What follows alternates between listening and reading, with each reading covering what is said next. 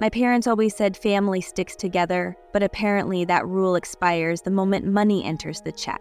They tried to snatch my inheritance like I was some background character in my own life, signing papers behind my back, whispering plans they thought I'd never hear.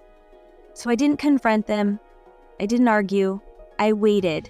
And when the lawyer opened the envelope I wrote, sealed months earlier for this exact betrayal, the room went dead silent because they finally learned I don't play checkers. I play demolition. If you're interested in this topic, hit the like button, subscribe, and type interested in the comments, and I will give you a heart. Most people find out their parents love them through hugs, homemade soup, or those awkward text me when you get home reminders. Me? I found out through a lawyer quietly sliding a manila folder across a table like he was handing over evidence in a criminal case.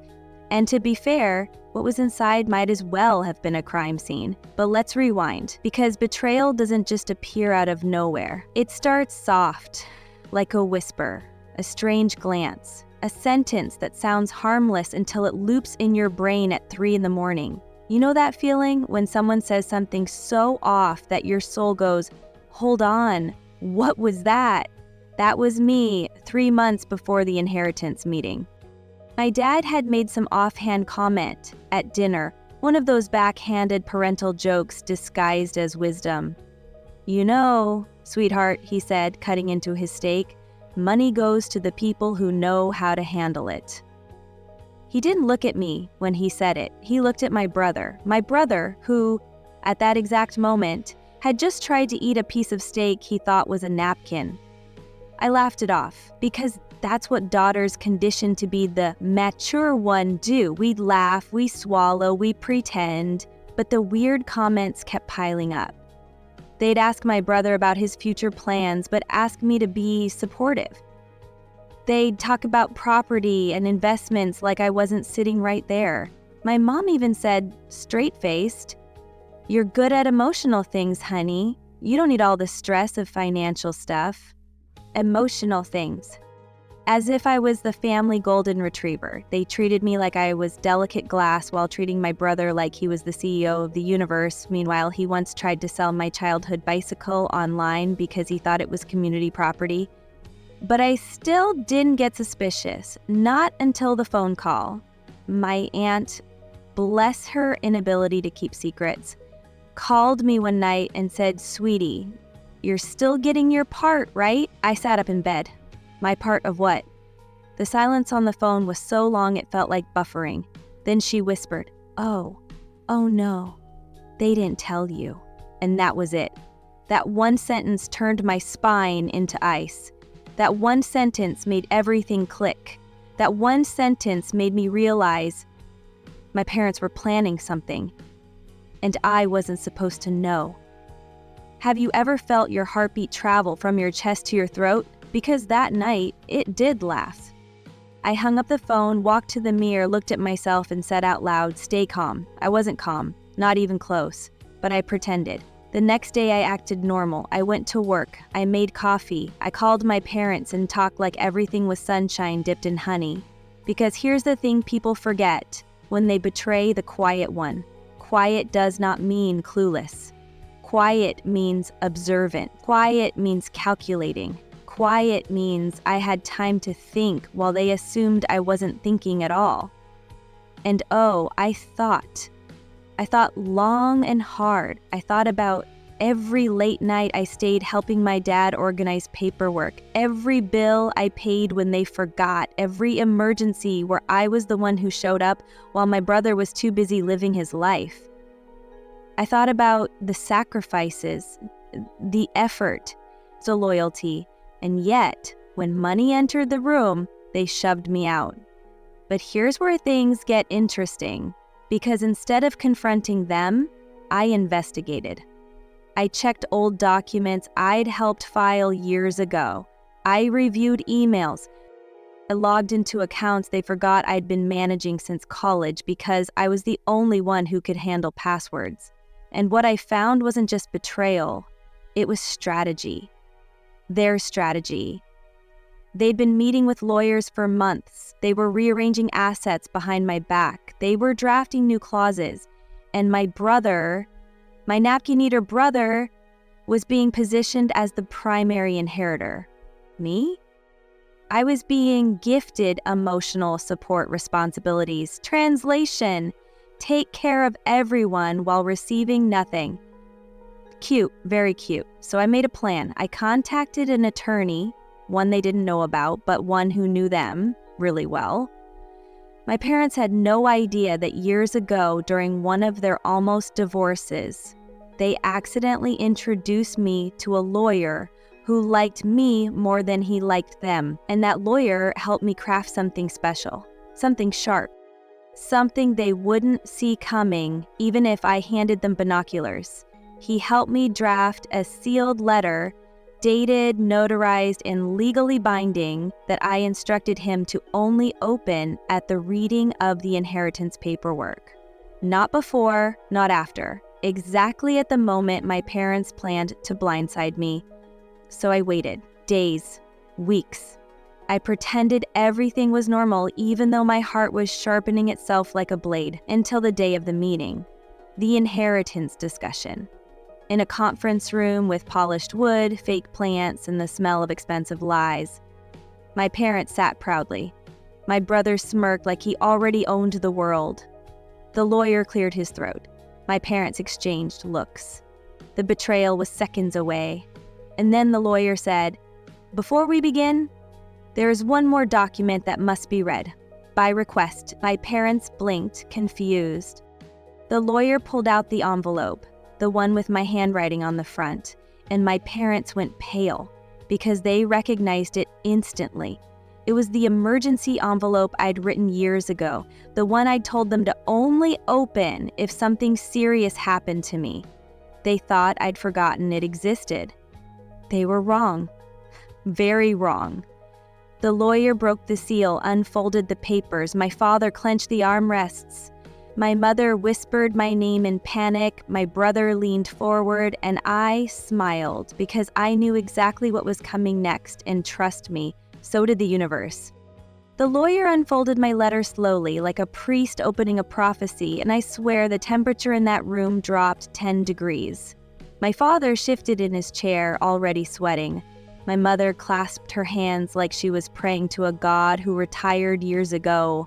My brother sat up straighter, not because he sensed danger, but because he thought this was his moment to shine as future king of the family estate. Bless his delusion. The lawyer cleared his throat.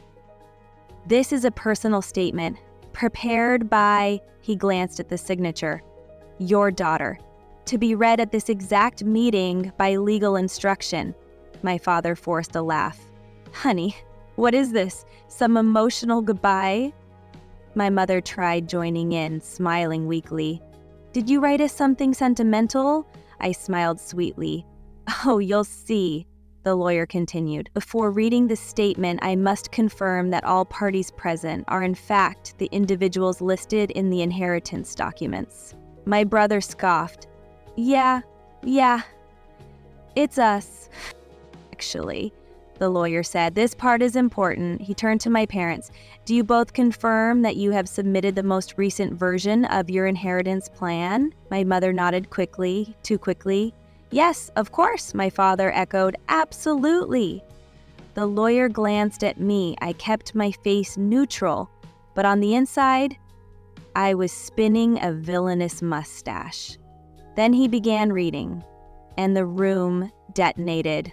To my family, he started, "I am writing this letter because I know exactly what is happening here today. I know you have been meeting with lawyers without me. I know you've rewritten the inheritance plan. I know you are preparing to give my share to my brother while offering me nothing but emotional duties and vague expectations." My father shot up from his chair. "That's not true," my mother gasped. "This is a misunderstanding." The lawyer held up a hand. "Please allow me to finish." My father clenched his jaw. My mother's face crumpled. My brother's smirk evaporated.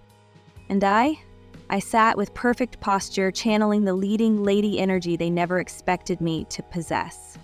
I have spent years supporting this family, both emotionally and financially, the lawyer continued. I have been the one who showed up during health scares, financial emergencies, and breakdowns. I have put my own life on hold to help you manage yours. And yet, when it comes to the one thing that symbolizes legacy, stability, and respect, you decided I was optional. My mother whimpered, "No, sweetheart." My father muttered, "This is exaggerated." But the lawyer continued reading. I am not writing this to make you feel guilty, because guilt only works on people with a conscience. I am writing this because for once, I refuse to be silent. My brother mumbled, "Oh crap." I have evidence, the lawyer read. Emails, draft documents, financial transfers, digital signatures, conversations. My father's eyes widened. She has what? The lawyer kept reading. I know the plan, to give everything to my brother because he is the man of the family while offering me nothing because I am already independent. I know you rationalized it as fair, even though it is cruel, sexist, and fundamentally dishonest. My mother broke. Tears streamed down her face. We didn't mean, stop talking, my father snapped at her. She can't prove anything. The lawyer cleared his throat loudly. Actually, she can. My father slumped into his chair. Oh God. The lawyer went on. I wrote this letter months ago. I dated it, I notarized it, and I instructed this office to keep it sealed unless a specific trigger happened. My brother frowned. Trigger? The lawyer nodded. Yes, a change in the will that removed your sister from her rightful 50% share. My father stiffened, my mother's crying intensified, my brother's mouth fell open like a malfunctioning hinge. And since that trigger has occurred, the lawyer continued, the letter must be read in full. My father slammed his hand onto the table. We were going to tell her. When? I asked calmly. After signing everything? After handing him the house keys? My brother chimed in. You don't know the whole story. I raised an eyebrow. Then enlighten me. He opened his mouth, then closed it. Because he had nothing, a single intelligent thing to say, the lawyer resumed. For the record, I am not here to argue with your choices. I am here to inform you that I have already prepared my response, and my response is simple. If you change my share, I change my role in this family. My mother whispered, what does that mean? The lawyer continued reading. I will no longer be your crisis manager. I will no longer be your emotional anchor. I will not show up for unpaid life support disguised as family duty. My father glared at me. You wouldn't dare. I already did, I said. The lawyer kept going. I will not be manipulated into sacrificing my life while being erased from the family legacy. If you cut me out financially, I will cut myself out completely. The lawyer paused for breath, then read the next line. And before you assume this is an empty threat, please know that I have already taken steps to protect myself, financially, legally, emotionally, and if necessary, publicly. My father froze. Publicly? The lawyer nodded. Publicly. My brother finally found his voice. She wouldn't embarrass us like that. Try me, I said. The lawyer continued. I want to be clear. This is not a plea. This is documentation. For your benefit, for mine, and for the legal record. My mother sobbed harder. We didn't think it would hurt you this much. Really? I said. Because you rewrote the will behind my back. The lawyer read the final paragraphs. If you choose to move forward with a betrayal, I will not stop you. But I will not participate in a family that treats me as disposable. Consider this letter my boundary, my line in the sand, my final warning. My father looked sick.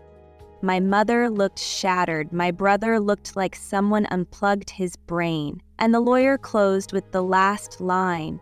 Thank you for your time.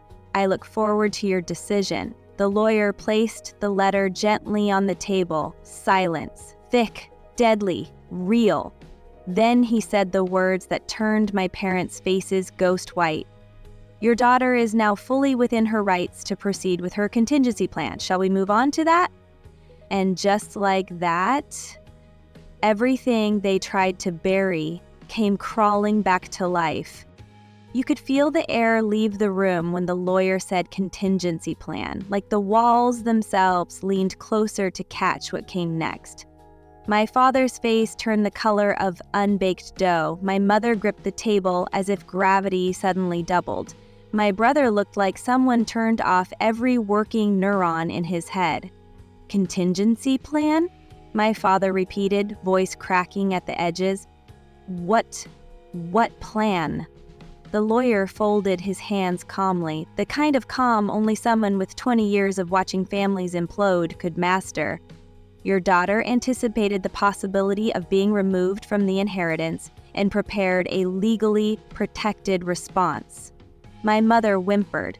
Legally protected? Yes, the lawyer said, completely within her rights. My father glared at me.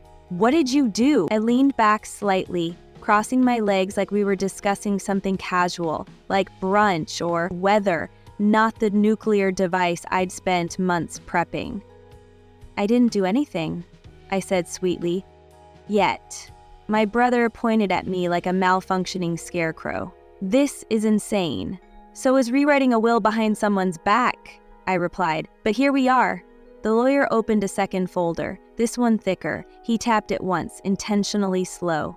If I may, he said, I will now outline her next steps. My mother clutched her chest. Next steps? Oh, relax, Mom, I said dryly. It's just paperwork. You know, like the paperwork you filed without telling me. My father snapped. Don't talk to your mother like that. I tilted my head.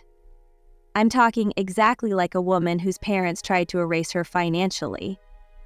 The lawyer cleared his throat. Shall I continue? My father muttered, defeated, go ahead.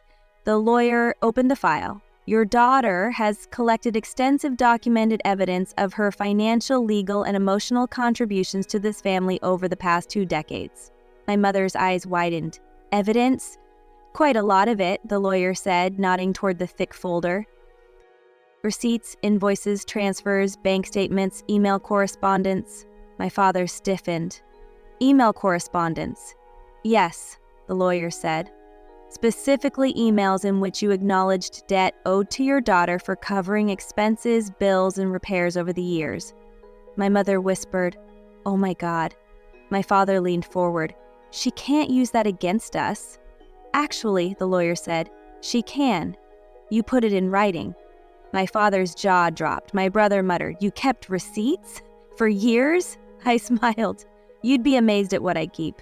The lawyer continued, If the inheritance is altered, if her share is reduced or removed, she's prepared to file a civil claim for reimbursement of unpaid contributions and emotional labor.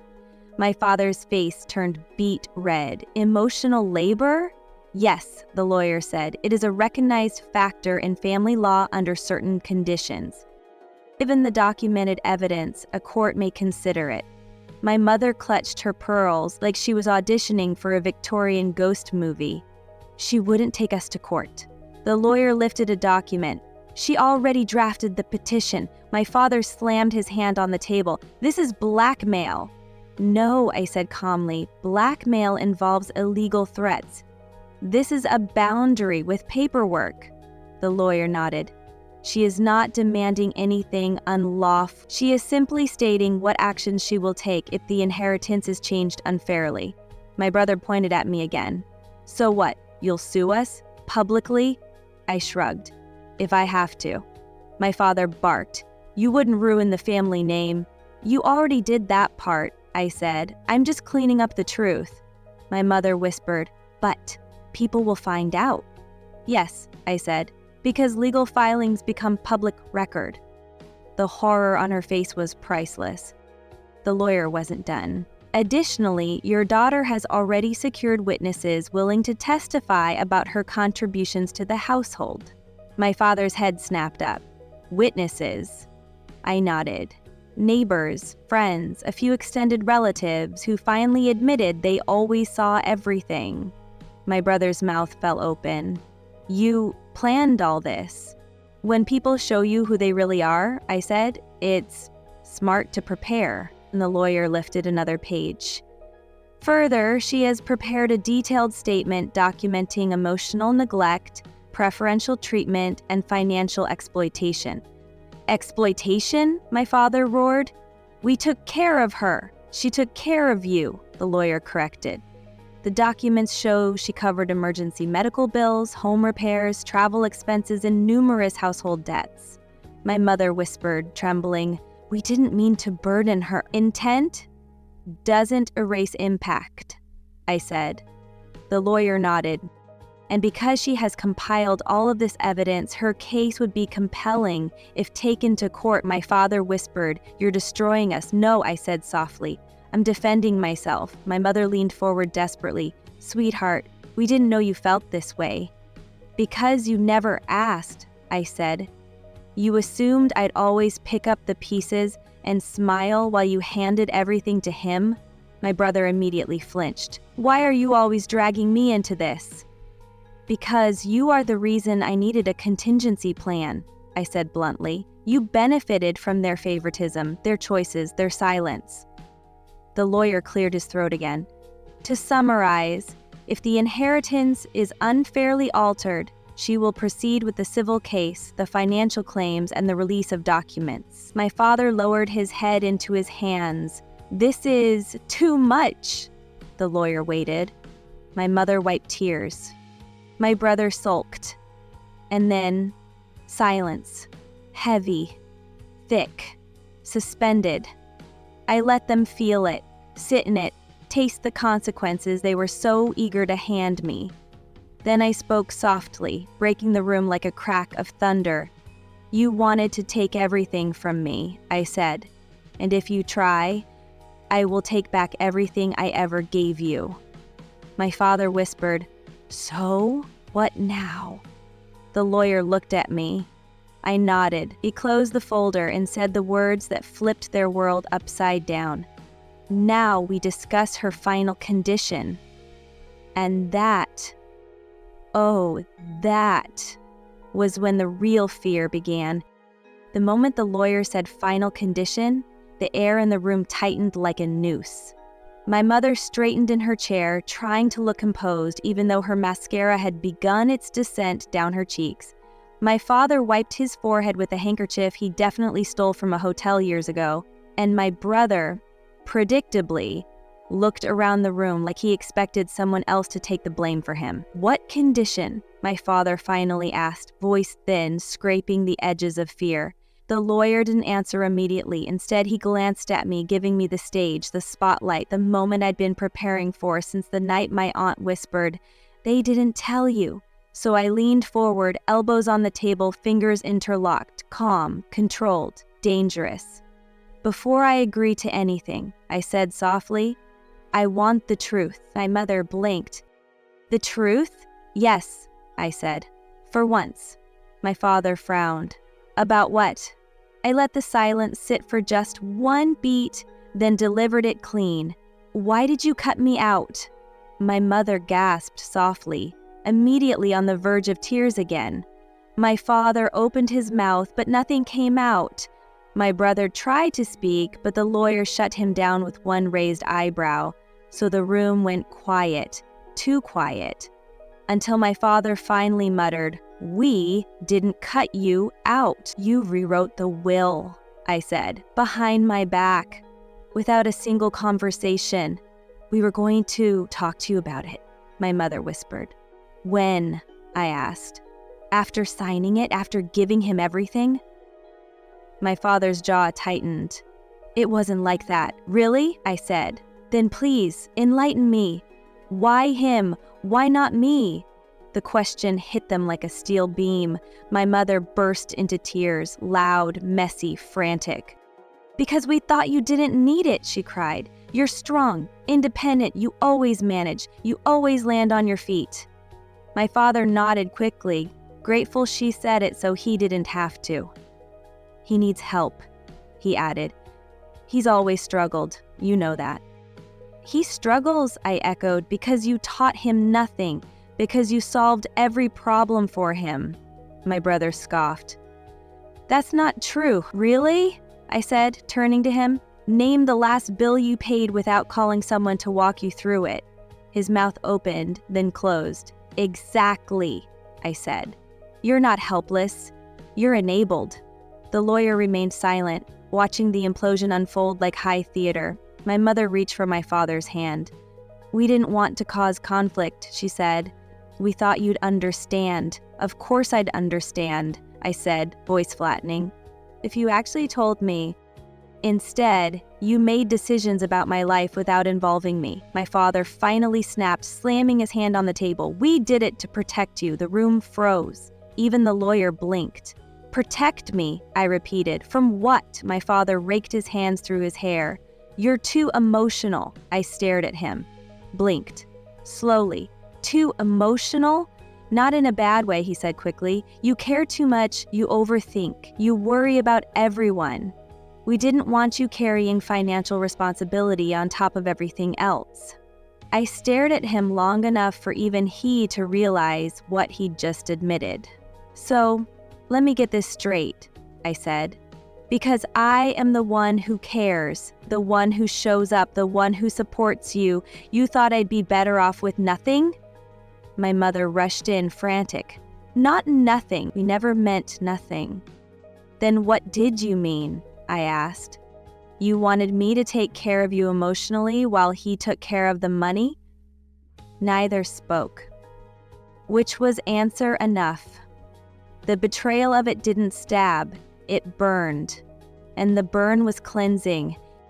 You don't see me, I said quietly. You see a function, a role, a duty, not a daughter. My father whispered. That's not fair. I leaned in. Then tell me the truth. My mother squeezed his arm. Tell her. My father swallowed hard. We thought you'd give it away. Silence. Give what away? I asked. Your inheritance, he said. You're generous. You always help people. We worried you'd spend it on others instead of keeping it. That was the moment, right there, when the betrayal became crystal clear. They didn't cut me out because I was weak.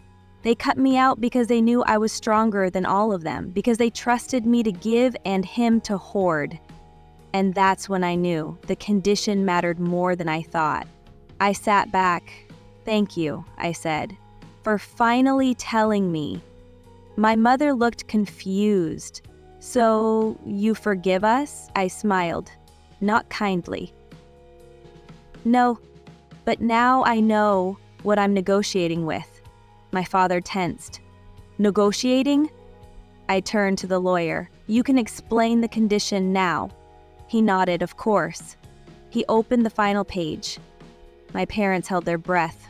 My brother leaned forward like his life depended on it. The lawyer read aloud. Her condition is this: the inheritance must be divided equally, as previously written, 50-50, without amendments, without conditions, without exceptions. My father sagged. My mother sobbed in relief. My brother stiffened. And, the lawyer continued, any attempt to change her share again will automatically trigger full release of her evidence, court filings, and public record statement. My brother shouted, You'd ruin us. I'd protect myself, I said. The lawyer added, additionally, she requires written acknowledgement of her contributions to the family estate. My father whispered, You want us to admit it? Yes, I said. All of it? You're asking us to humiliate ourselves, my brother snapped. No, I said. I'm asking you to tell the truth. No one spoke. They couldn't. They were out of excuses, out of lies, out of moral wiggle room. The lawyer placed a pen on the table. The decision is yours, he said, but so are the consequences. My father looked at me with fear.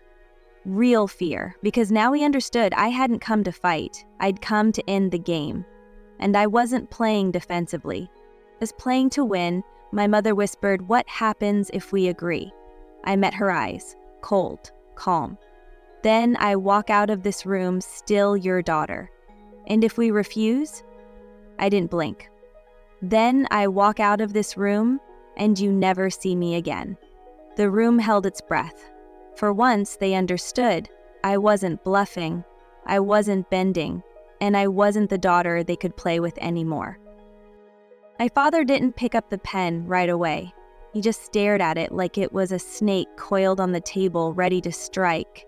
My mother looked between us, trembling, terrified of choosing the wrong side, and my brother, my brother, sat back with that ridiculous smirk he always used whenever he thought the universe would bend itself in his favor, the same smirk that said, "They'll never choose you over me." But this time, I wasn't the soft one.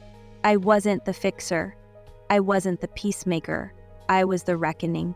And he knew it. "This is extortion," he said, pointing at the lawyer's folder. "This is emotional blackmail." I didn't even look at him. "You think that's blackmail? Honey, you haven't even seen me warmed up." My father flinched. My mother started sobbing again.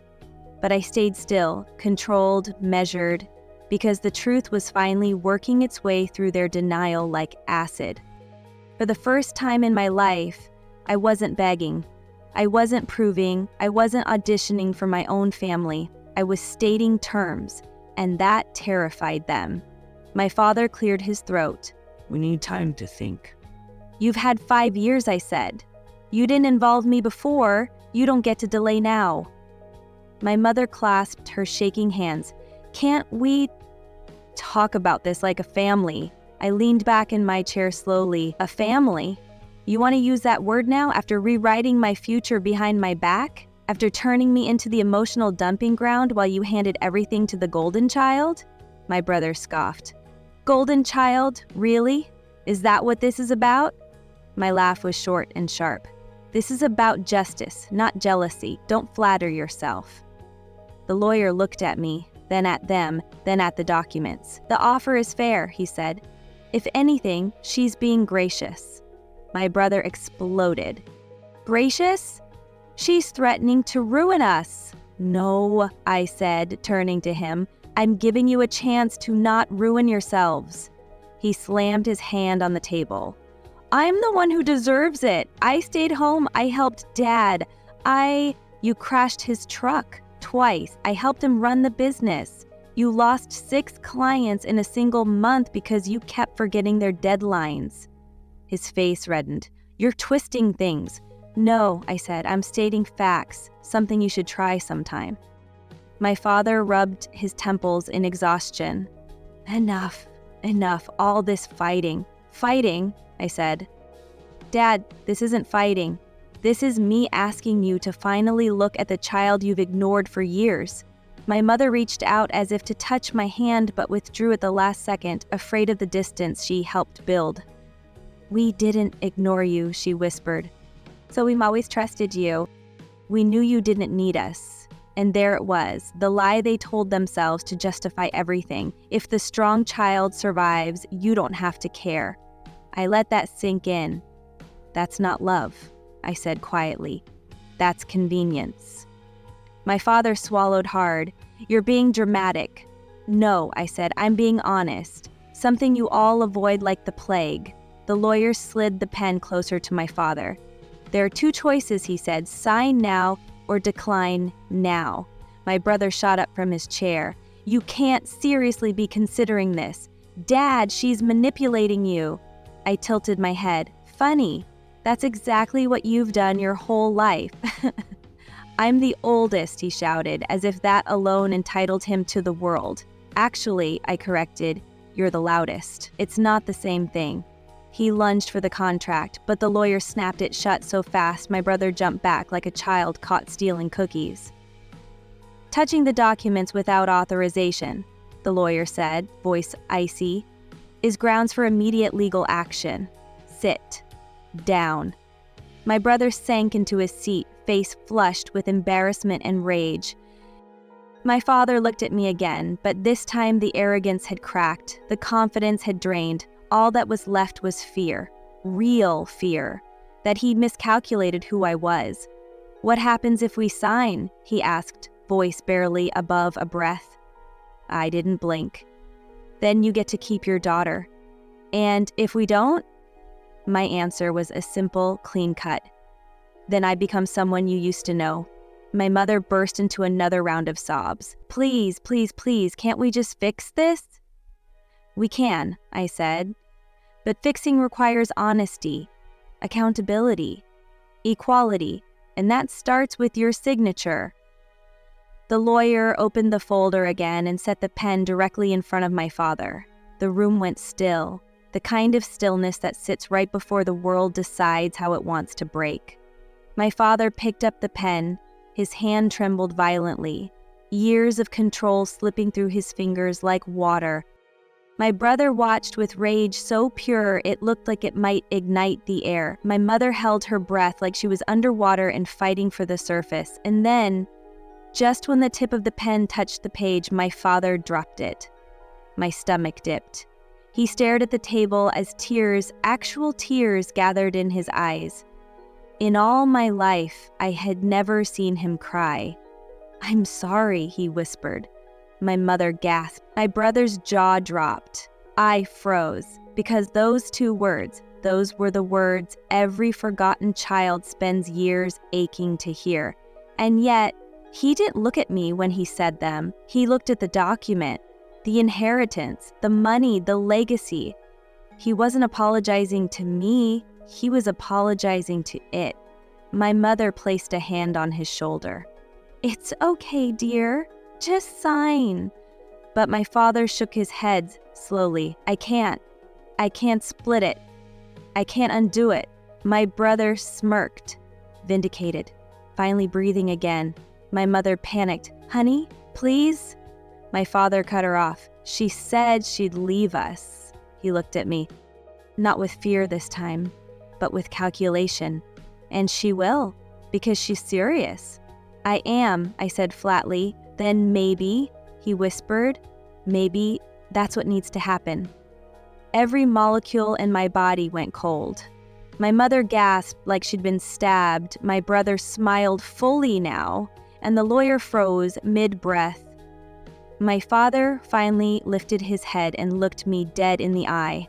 "If you want to walk away," he said, voice firm, "then walk away." My mother sobbed loudly. "No! No! No! You can't." My father cut her off. She made her choice. And just like that, he pushed his only daughter out of the family with a single sentence. The same way he rewrote the will. Quietly. Cleanly. Without a second thought, I felt something inside me shift, a final break, the irreversible kind, and I stood. Slowly, calmly, my mother reached out for me. "Please, don't go, please." But my father said, "Let her." And that was the moment right there when my revenge stopped being emotional and became strategic. Because if he thought signing the papers was the only condition, he hadn't yet realized I brought a second one, a far more explosive one. I didn't slam the door, I didn't shout, I didn't give them the satisfaction of seeing me crumble.